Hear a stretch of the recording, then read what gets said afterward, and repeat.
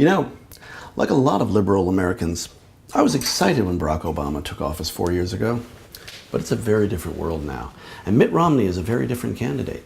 One with the vision and determination to cut through business as usual politics and finally put this country back on the path to the zombie apocalypse.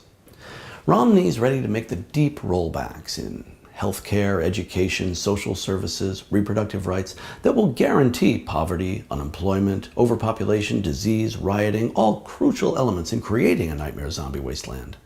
But it's his commitment to ungoverned corporate privilege that will nosedive this economy into true insolvency and chaos. The kind of chaos you can't buy back. Money is only so much paper to the undead. The 1% will no longer be the very rich. It'll be the very fast.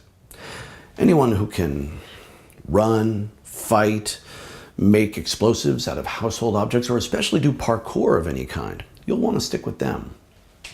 Unless they read Ayn Rand. Look, I don't pretend to see the future.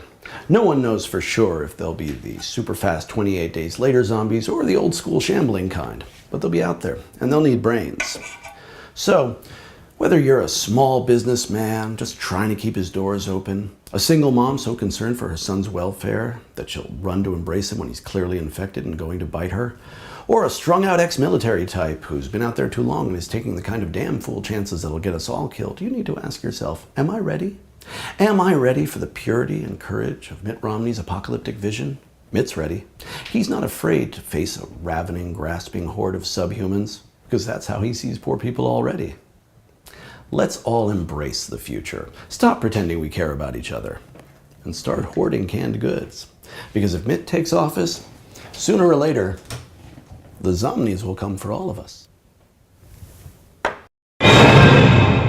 Paid for by the committee to learn parkour like really soon, like maybe take a class or something. Spam has its own key.